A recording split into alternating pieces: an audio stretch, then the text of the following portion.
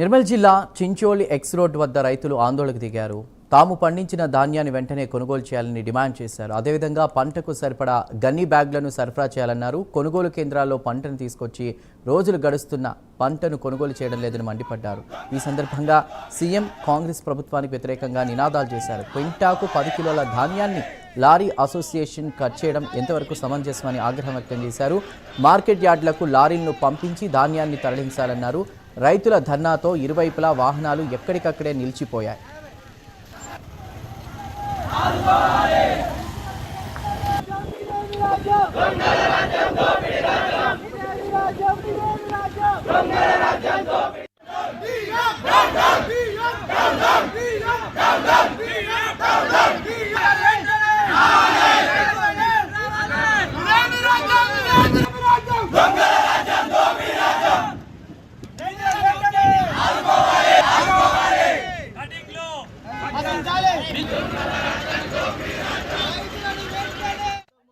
లారీలు ఇబ్బంది ఉన్నది. మక్కలప్పుడు ఇట్లనేది, మక్కల బస్సులప్పుడు ఇట్లనే సంచికి 50 రూపాయలు తీసుకొని ఇట్లా చేసిర్రు.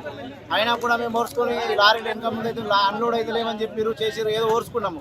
లారీలకైతే రోజు 3 పంపిస్తాను 4 పంపిస్తాను. డిఎం సార్ వచ్చిండు ఖచ్చితంగా పంపిస్తామని హామీ ఇచ్చిర్రు. ఇట్లనే మేము ధర్నా చేసినా కూడా ఆయన ఏం చేసినంటే లారీ అసోసియేషన్ మధుకర్ అన్నాడు. ఆయన అల్లూరు సెంటర్కి అసలే లారీ పంపించని మాట్లాడుతున్నారు. సెంటర్ ఇన్ఛార్జ్ ఆమెకి ఎత్తనేమో ఆమె ఫోన్ చేసినా లేపుతలేడు. మేము ఏడ్చుకుంటా మందు తాగుతాడు. ఒక్క సంచికి 10 కిలోలు కడి ఎత్తమంటున్నారు. లారీ అసోసియేషన్ ఆయన మిల్లరా లేకపోతే ఆయన లారీల ఇన్ఛార్జా? ఆయన ఏంది రైస్ మిల్ ఇన్ఛార్జా? మరి మొత్తానికి అంత రైతులు ఇంత గోస పెడుతున్నారు. మేము అట్లా కూడా ఇప్పుడు పెట్రోల్ తీసుకొని వచ్చినాము. మరి అందరు రైతుల మీద పోసి చంపమాను. ముందు కూడా ఇదే లారీలు ఇబ్బంది ఉన్నది. మక్కలప్పుడు ఇట్లనేది, మక్కల బస్సులప్పుడు ఇట్లనే సంచికి 50 రూపాయలు తీసుకొని